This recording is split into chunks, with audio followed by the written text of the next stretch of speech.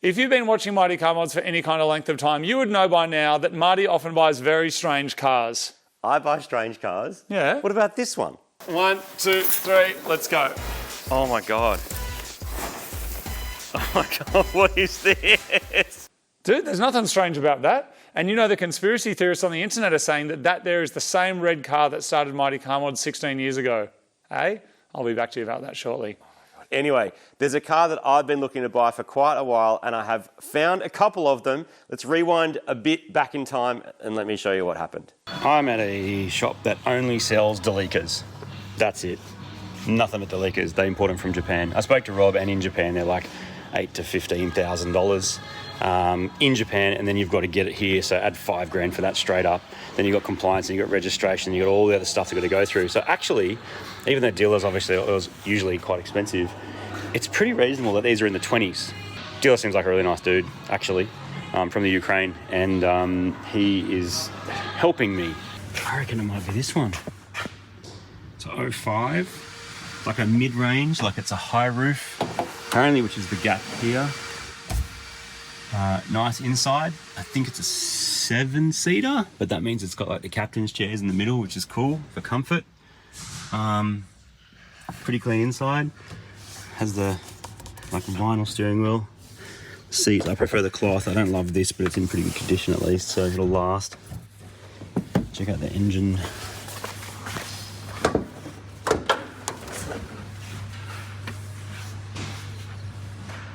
Pretty neat.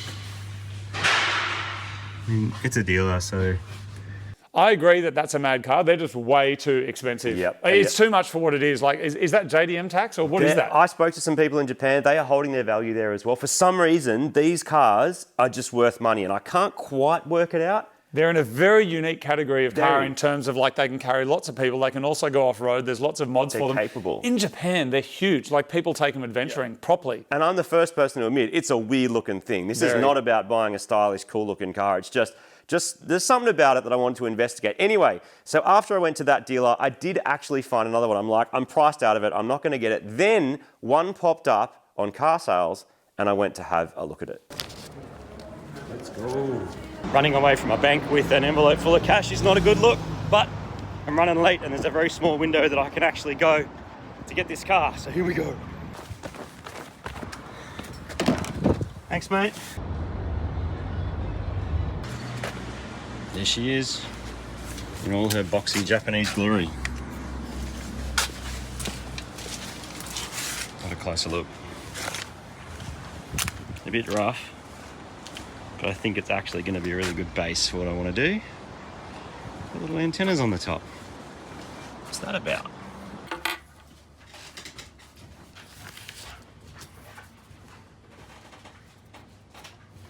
Extensive oil leaks. Extensive oil leaks is what it says on here. And I had to sign it to say I'm okay with the fact it's got extensive oil leaks. So, pretty keen. Something different. Got a tow bar? Yes, it does. A big one, a proper one. Let's see how much it can tow. We'll work that out later. Oh, it's all in Japanese. It needs oil. It's flashing its four-wheel drive light, so I'm sure that means the transmission is unhappy as well.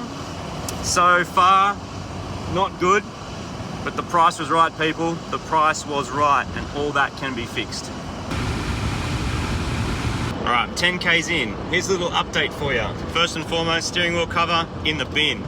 The thing it does that's a bit weird is you think you're steering straight, and all of a sudden the traffic next to you is getting closer to you, but it wasn't anything you did. You didn't move the steering wheel, but the car moved. So that tells me alignment, not great. Tyres, probably not great. But overall, I'm happy. It's working, it's driving. There's lights lit up like a Christmas tree on the dash. But I'm in a Delica. Very, very happy to be in a Delica. Finally, after looking for one for so many months. So I have purchased a bunch of parts and mods that I use to fix up this mad old Delica. Now I saved a heap of money when I bought this, nearly more than $10,000 compared to the next best one that I could find in a similar spec. Turns out I scored pretty well, but I now have a leaky, old, Mitsubishi. So I'm going to fix the leaks, I'm going to make sure it's serviced, I'm going to make sure everything is right. Just want to get this thing on the road and driving so I can enjoy it without leaking oil everywhere. Brakes, the old ones are gross. Suspension, it's really floppy. VRS gasket kits, sometimes this is more affordable than buying them individually if you know you're going to need a lot of things or you've got a lot of oil leaks, which I do. A thermostat and thermostat gasket, new spark plugs, got NGKs, got some time, some accessory belts, I've got a auto transmission filter, brake pads to go with the brakes, I've got 2 filters, fuel and oil. I've also got this, which is the like header tank, and they're known to blow up. This is a mod transition oil cooler, which will mean we'll be able to tow better. A few replacement parts, it's a common problem where you get flashing lights on the dashboard for your four-wheel drive system. The system still works, but it indicates incorrectly. This fixes it. I've also got some other mods like a Tow Pro Elite, which means I can tow stuff with electric brakes, and then all the associated stuff to do that, plus whatever else comes up, which no doubt there will be plenty of.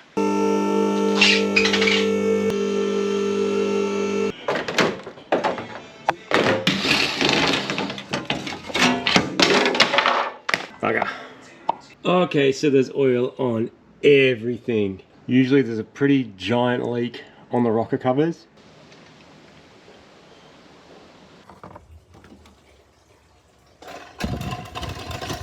Stay here, super cheap chair. Can't escape the Delica, and neither can I.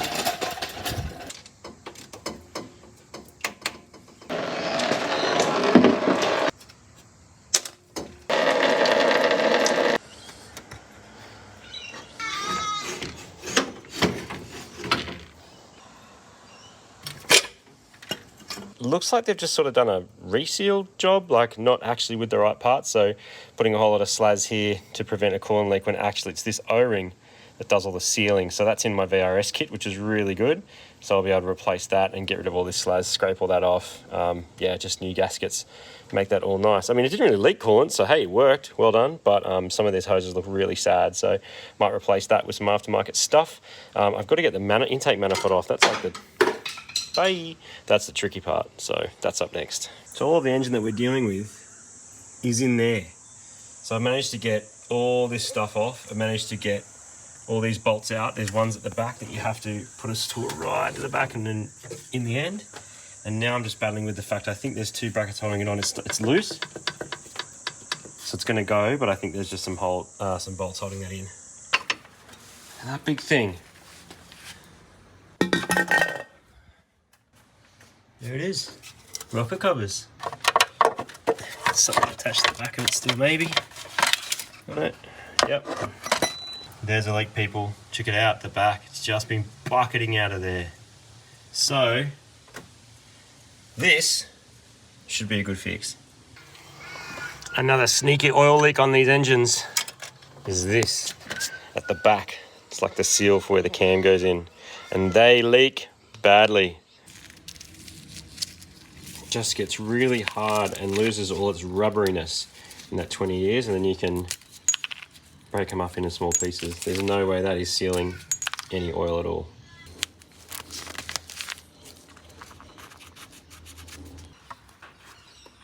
So my Delica adventure has come to an abrupt halt because this snapped. It's the cover that goes in the back, and it was the last thing I was replacing was that O-ring. The passenger side went in no problem, but the driver's side, as it was winding in, couldn't really see what I was doing, and it snapped it. So obviously it wasn't square. There's a water crossover pipe there, and that sort of gets in the way of being able to just knock it in. That's really hard to get to, like really hard. One of the hardest things I think I've come across. So if I had those bits, I could potentially weld them back on, but it's not particularly nice material, so I don't know how well that would weld. Trying to get a new one's probably the go. Luckily, Challengers, Pajeros, and a few other cars have this motor, so it will be possible to get a replacement, but that means I'm done for now, unfortunately, because I was so close. I was actually going to start putting it back together. All right, good news. So I rang my local Mitsubishi parts place with the part number, so I didn't need a VIN. And a guy answered the phone after it rang for ages and then said, "We closed 5 minutes ago, but if you're here in 5 minutes, you can have it." So we might be good. Let's go. I'll try again, trying to break it this time. The last one that they have. You can see the O-ring's got to get in, and then I didn't quite have it seated before. I thought I did, but there was still a tiny gap, maybe 2 mil there. And when I bolted it down, it just snapped straight through here. So that's the thing. I just got to try and actually get it just seat first, make sure the O-ring's happy before I actually put the bolts in.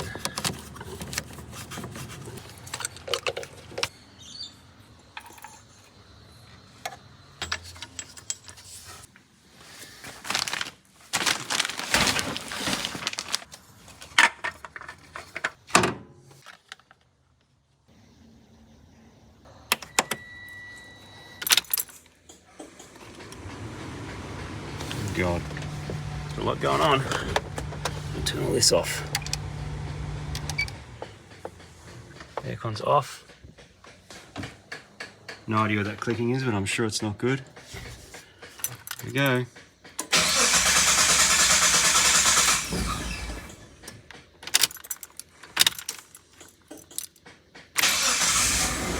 Yeah! Lives.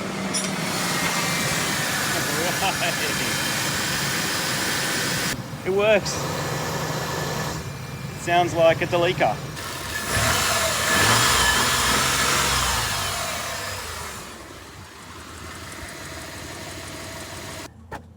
Where is that coming from? All right, worked it out. The coolant that goes into the throttle body when you live somewhere snowy and goes through the throttle body, that hose there, that one, just worn out, split, probably needed to be replaced. I didn't replace it before because it's got a big curve in it and I want to try and use a straight bit of hose. So I just bypassed it, gone old school, bypassed it from in there where it comes off the back of the head and just gone through. So it no longer goes through the throttle body and that should sort it out. Success, look at that. It was in pieces last night at midnight and now it's launched a boat successfully. So time for a bit of a day out on the water, which is what it's all about, people. Getting your nuggets to work so you can open up some opportunities to do some cool stuff.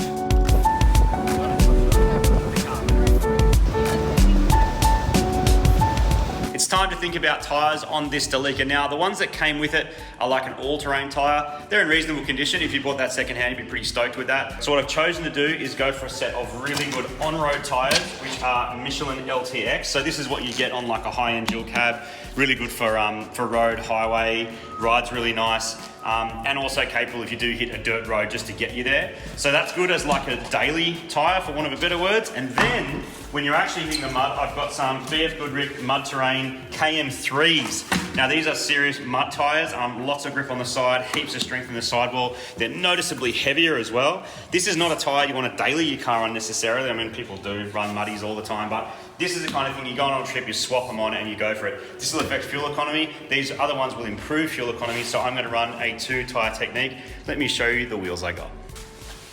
Nothing like a mad set of JDM wheels. I've got Volk Racing wheels. These are 15s that I'm going to put my daily tyres on. So the Michelin LTX tyres are going to go onto these, so the Delica will look like this most of the time.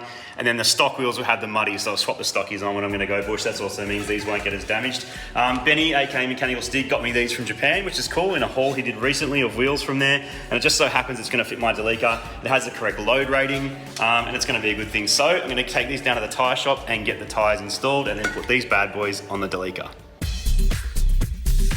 Before you even think about jacking up your car, get your tyres fitted. In terms of sizing, I've gone for a 235, 75, 15. Four-wheel drive people often talk about all over diameter in inches, which in this case would make these 29s. Tyre size matters because it gives you more clearance from the centre line of your drive shafts to the actual rocks, mud and sand underneath the car. However, if you go too big, you'll lose on-road handling and potentially start rubbing on things. And if you rub on things, the answer is a body lift.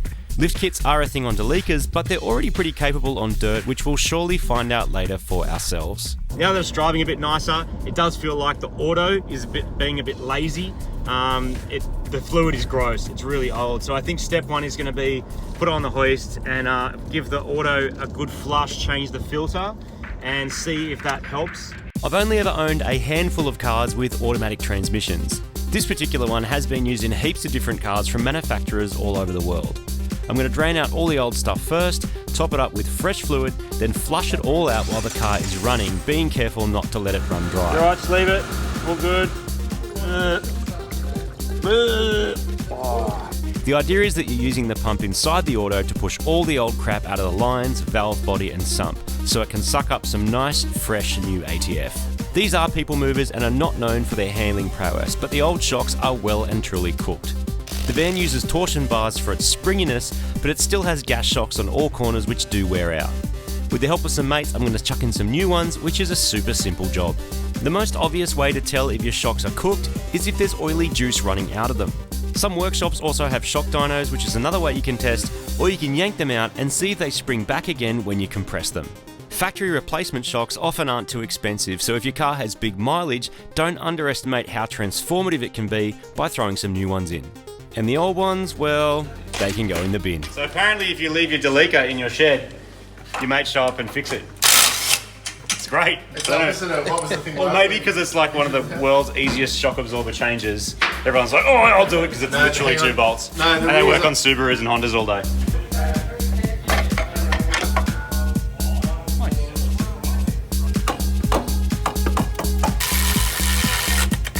The Delica's all done. A certain friend of mine is very hungry and he told me so and asked me to pick him up. So I'm going to take the Delica and we're going to go for a drive. All right, we're having a quick little taste of what the Delica is capable of now that it's finished, now that it's repaired. Yep. Got a little bush trail here, nothing too crazy. This is what it's about though, because this thing's based on a Pajero. Like, it is an off-road car.